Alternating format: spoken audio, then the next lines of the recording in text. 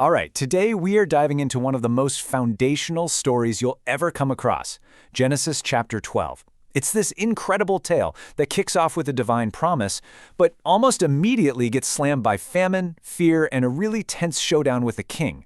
Let's get right into it. Seriously, just think about that for a second.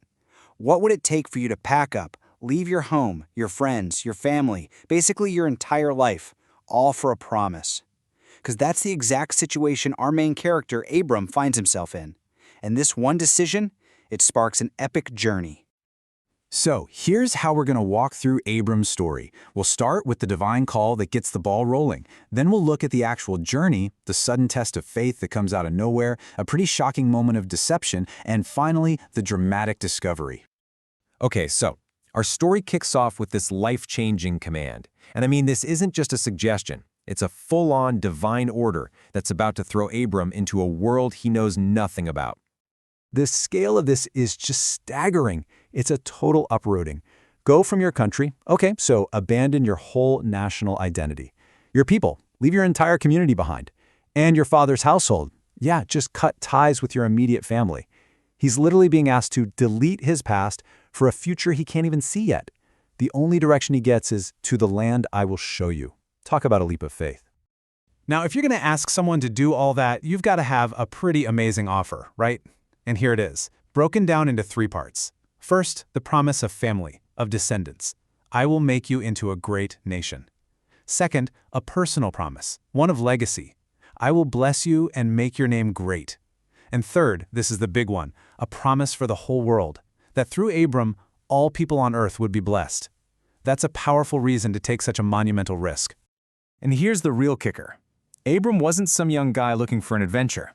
The text tells us he was 75 years old when he left his home. 75. To start your life completely over at that age with no map, just a promise, wow. It really just drives home what an incredible act of faith this really was. So what does Abram do? He just goes. He doesn't hesitate, he just acts on the promise. This next part of the story is all about that physical journey, leaving everything he's ever known to step into this new promised land.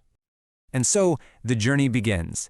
He takes his wife Sarai, his nephew Lot, all their belongings, everything they own, and they set out from Haran. When he finally gets to Canaan, this so-called promised land, his first couple of moves are really symbolic. He stops at a place called Shechem and builds an altar. Then he moves on to Bethel and, you guessed it, builds another one. He's literally marking his new territory with acts of worship, staking his claim on that divine promise. But things don't stay peaceful and spiritual for long. Just as Abram settles into this land of blessing, bam, he gets hit with a life-or-death crisis. This is the first huge test of his faith, and of the promise itself.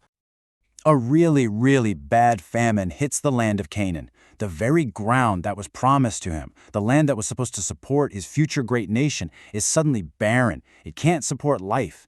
You've got to imagine the doubt creeping in, right? Did I hear wrong? Is this really the place? Was that promise even real? Yeah, the famine is so bad that Abram has to leave the promised land to go find food in Egypt, the ancient world's superpower. So suddenly he's not this chosen patriarch with a grand destiny. He's a refugee, forced to enter a powerful foreign kingdom just to survive. And this is where the story gets really complicated. Kind of dark, actually. Faced with fear, in a land that isn't his, the hero of faith that we've been following comes up with a plan. And it's a plan built on deception and, frankly, saving his own skin. As they're getting close to Egypt, this is what Abram says to his wife Sarai. He knows she's beautiful, and he's terrified that some powerful Egyptian, maybe even Pharaoh himself, is just going to kill him to take her. So his solution is this half-truth. But listen to his reasoning. So that I will be treated well and my life will be spared. You see that? The focus is all on him, on his survival, even if it puts his wife in a terrible position. Well, Abram's fear turns out to be spot on, but his plan totally backfires on Sarai.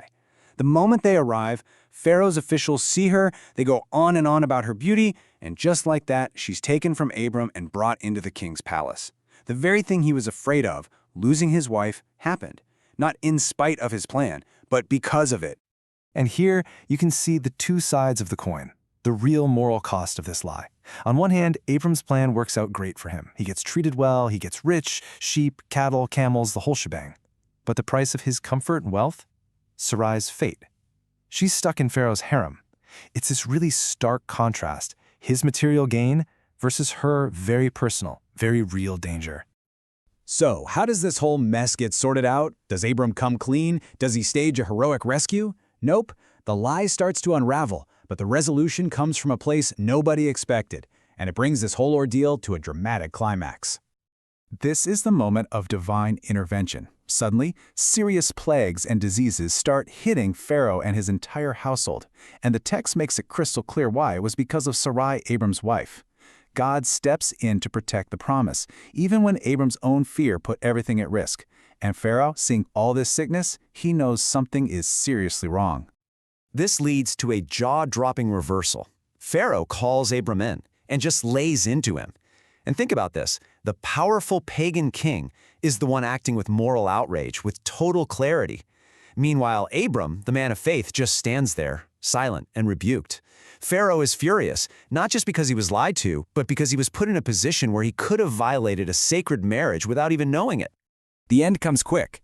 After that confrontation, Pharaoh immediately gives Sarai back. And then, he doesn't just ask them to leave. He has his men escort them out of the country, along with all the wealth Abram got from the lie. It's basically a formal expulsion. They get to leave with their lives, and the promise is still intact, but definitely not without some shame. So why does this one chapter from an ancient text matter so much? Why are we still talking about it? Well, because this whole story, the call, the journey, the promise, even this messy failure in Egypt, it's the very beginning of what's known as the Abrahamic covenant. It's this foundational agreement that shapes, well, pretty much the rest of the Hebrew Bible, the New Testament, and the Quran. When you get right down to it, the story of this one man and his family becomes a cornerstone for Judaism, Christianity, and Islam. Billions, with a B, billions of people today trace their spiritual heritage right back to this moment, to the promises made to Abram in Genesis 12. You really can't overstate its cultural impact. And that leaves us with this really fascinating question, doesn't it?